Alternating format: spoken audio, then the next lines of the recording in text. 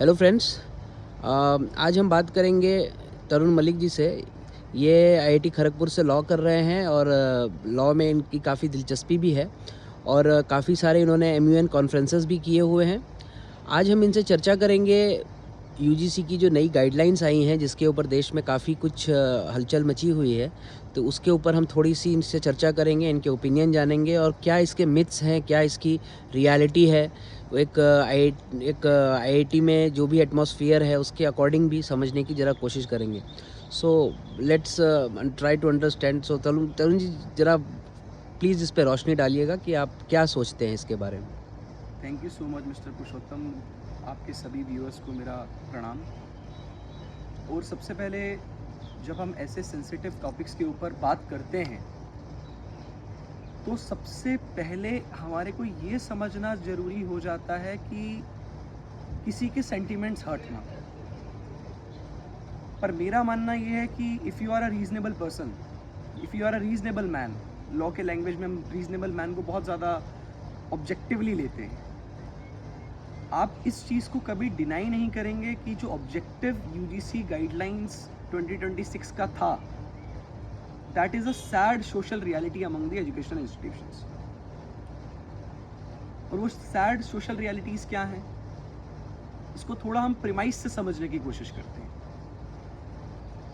After independence हमने SC/ST community को reservation दिया। हम गाइडलाइंस पे आएंगे, उसके स्ट्रक्चरल लूपहोल्स में आएंगे, ड्राफ्टिंग इश्यूज में आएंगे। उससे पहले हमारे को समझना होगा कि ये चीज़ें ऐसी हो क्यों रही हैं। तो जब हमने इंडिपेंडेंस के बाद SC/ST को रिजर्वेशन दिया, तो मैं सीधा आपको एक केस पे ले जाता हूँ। सारी चीज़ें उसी एक केस से हमारे को समझ आ जाएंगी। That is NM Thomas versus state of Kerala. Again, जब हम आज यहाँ पर बात कर रहे हैं तो मैं एज अ लॉ स्टूडेंट अपना ओपिनियन दे रहा हूँ। Nor I am giving opinion as a general category student, neither I am giving my opinion as the Indian citizen और the student. I am giving it as a law student specifically. तो जब हम बात करते हैं NM Thomas versus state of Kerala की, उसके paragraph number 39, 40, 41, 42 में this was made very clear that due to the historical injustices, historical discrimination and other historical factors, हमारे को SC और ST कम्युनिटी को आगे लाने के लिए रिजर्वेशन देना as an affirmative action, and that too note as the exception to article 16(1) of Indian constitution देना पड़ेगा। So this action, affirmative action, was solely upheld on the basis of the historical discrepancies, historical discriminations, and historical issues which have been put forth with the SC/ST communities. Therefore, inclusiveness of the SC/ST communities in such regulations, as previously done in the UGC regulations of 2012, is not a new case. And again, as a reasonable man, you need to understand कि reservation देना बहुत ज़रूरी है, and that is a sad social reality. अगर आप इस चीज़ को deny कर रहे हैं, इसका मतलब आपको ग्राउंड लेवल रियलिटीज़ का नहीं पता कि what are the discrepancies faced by the SC/ST community. अब एक नया इशू जो हमारे सामने आ रहा है with respect to the OBC, उसके लिए भी हम एक सिमिलर, उसको समझने के लिए भी हम सिमिलर जजमेंट को रेफर कर सकते हैं, which is Indira Sawhney versus union of India, जहाँ पर paragraph number 600 onwards, the Supreme Court has very descriptively analyzed what is the need of giving the reservation to the socially backward classes, otherwise named as the other backward classes, excluding the creamy layer, which are the financially more financially independent or financially more strong within the ambit of the socially backward classes. इनको हमने exception दिया इंदिरा सवानी की judgement में। तो वहाँ जब आप para number 600 से लेके 700 तक पढ़ेंगे तो आपको बहुत ज़्यादा क्लियर हो जाएंगी चीज़ें कि क्यों हमारे को OBCs को भी रिजर्वेशन देना ज़रूरी है।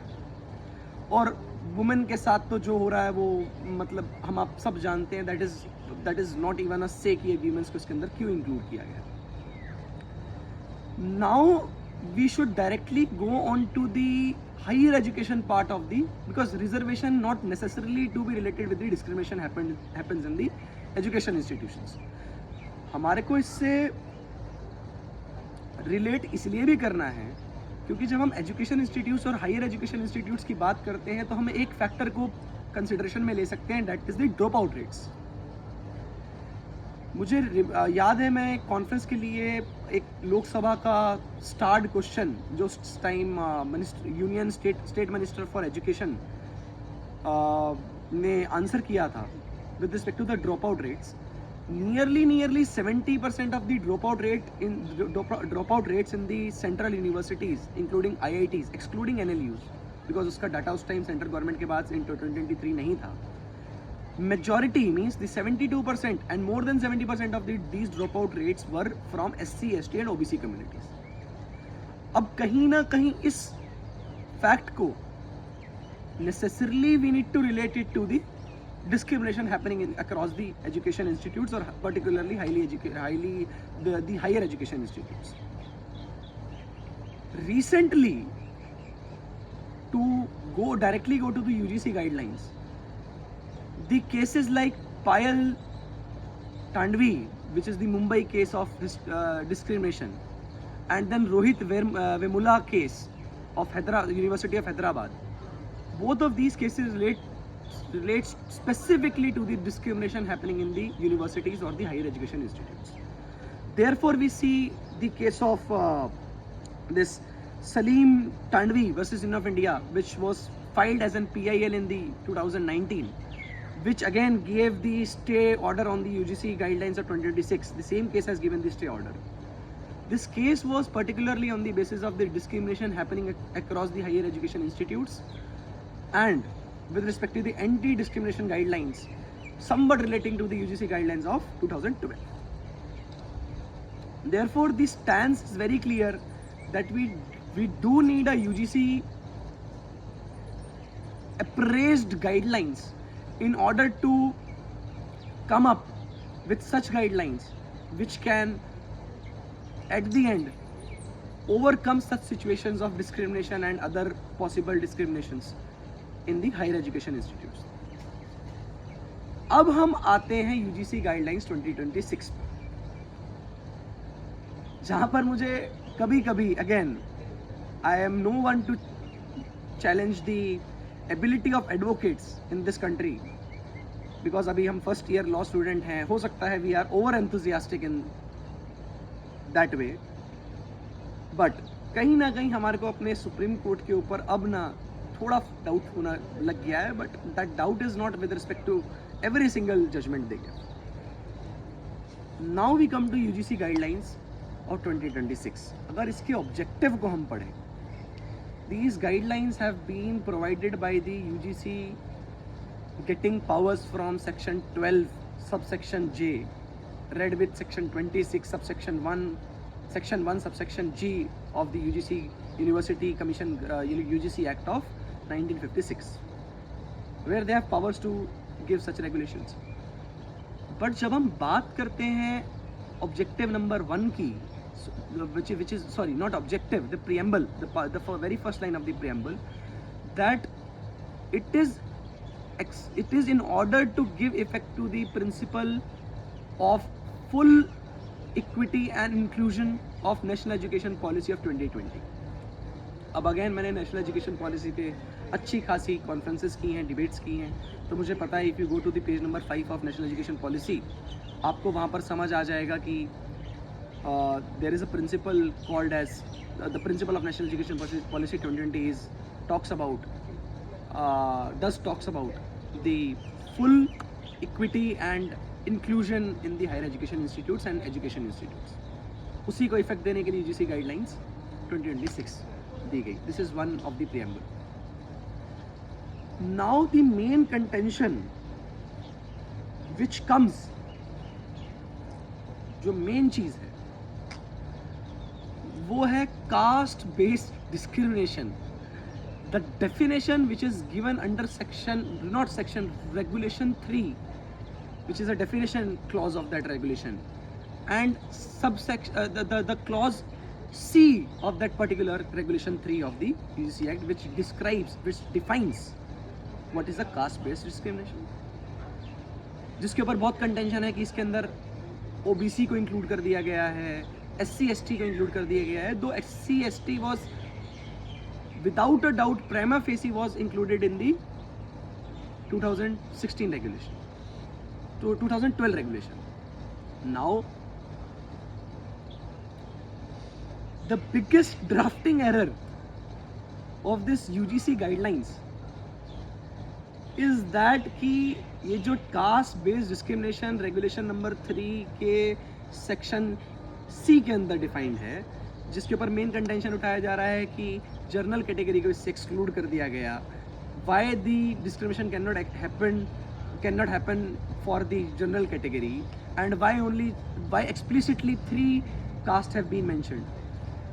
We need to understand the fact that this is a very big drafting error, because when we see the interpretation of statutes or interpretation of such legally enforceable documents, अब मैं आपको लेके जाना चाहता हूँ एक केस के ऊपर which is के बालाकृष्ण राव वर्सेस दी हाजी अब्दुल्ला, जहाँ पर ये कहा गया था कि definition section is not the substantive section of the statute, and if that particular section is not defined anywhere else in the body or in context of the particular statute, then the substantivity will not prevail over.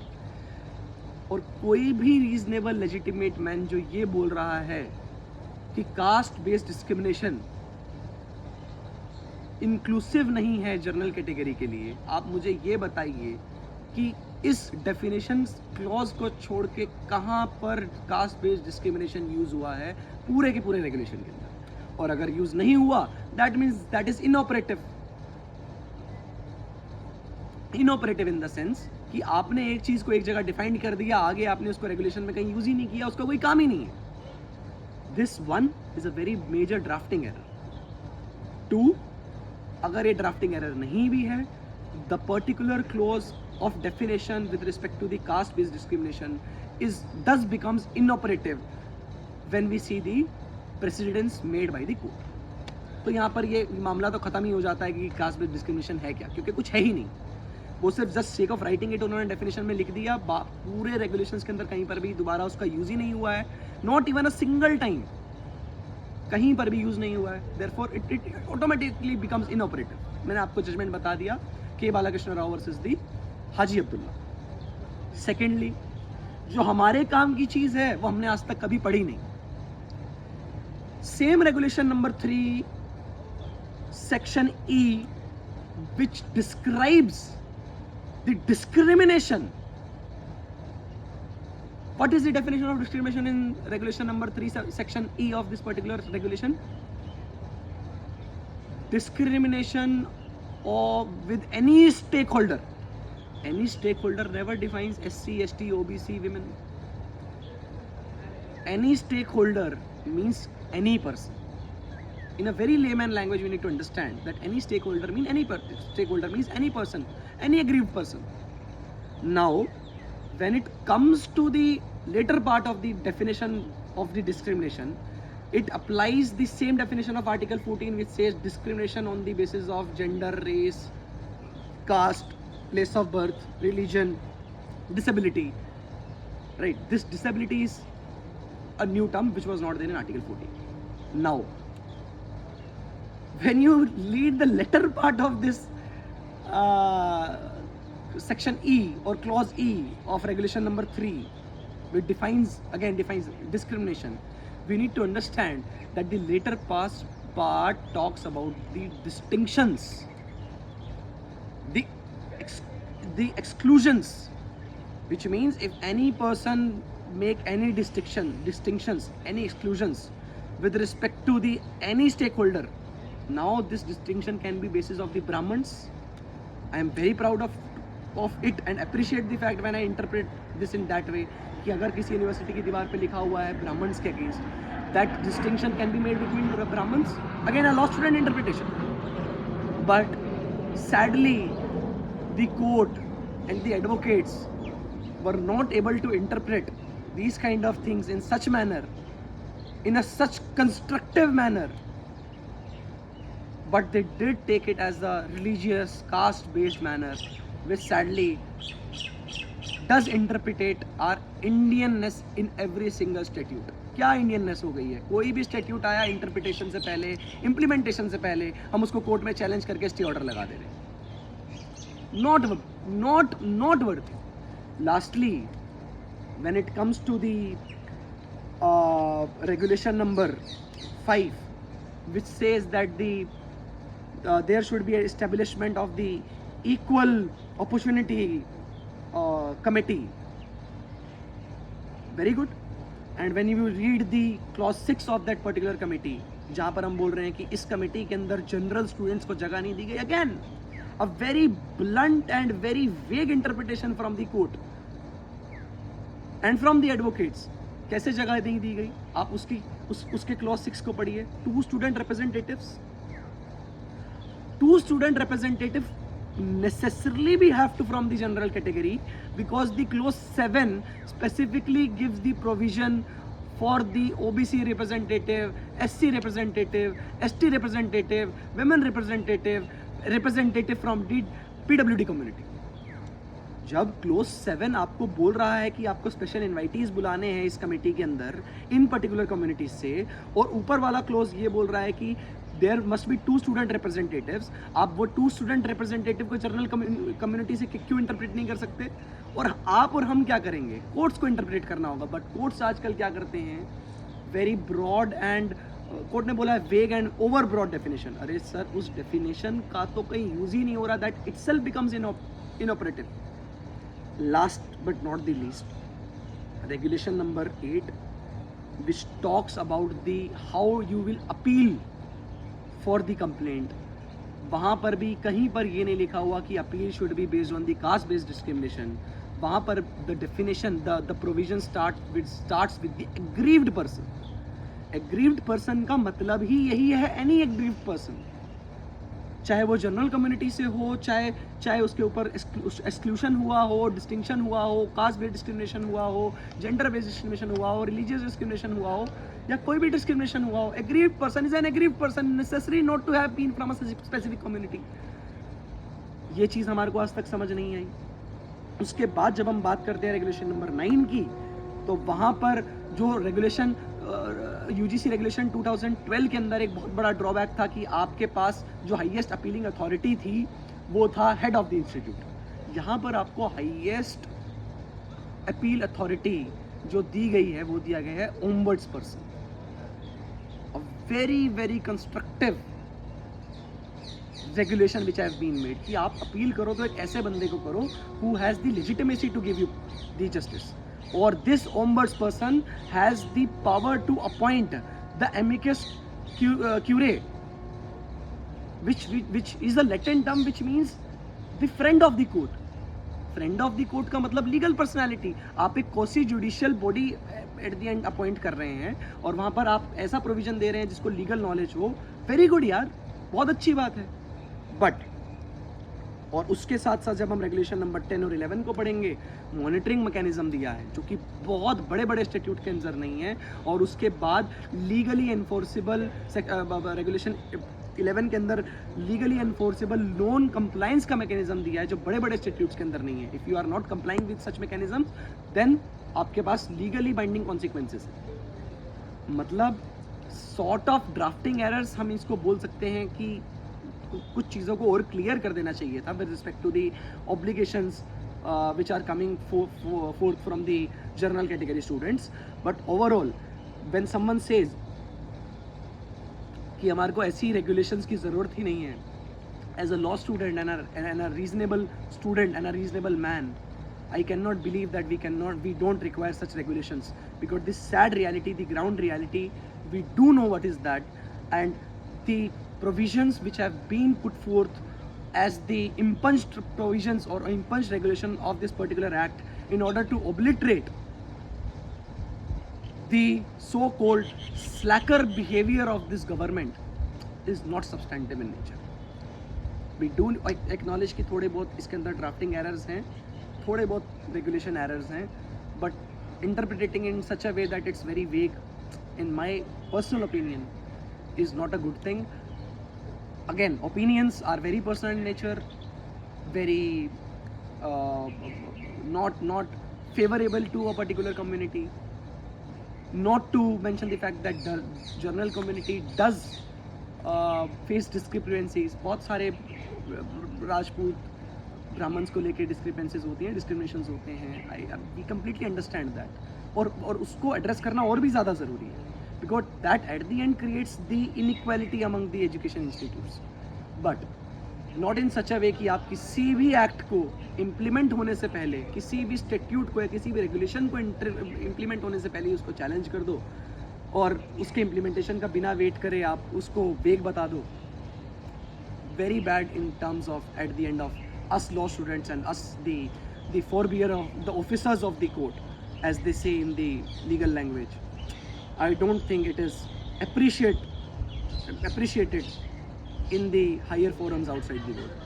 So that is the personal opinion. Again, critics are very much welcome. The opinions against these particular opinions are very much welcome. But अगर कुछ factual inaccuracies हो, high chances होंगी, so those are also welcome. Thank you so much for listening. Thank you so much, Purushottam sir, for Thank you. giving me this impromptu time to have such discussion on the UGC guidelines. Thank you.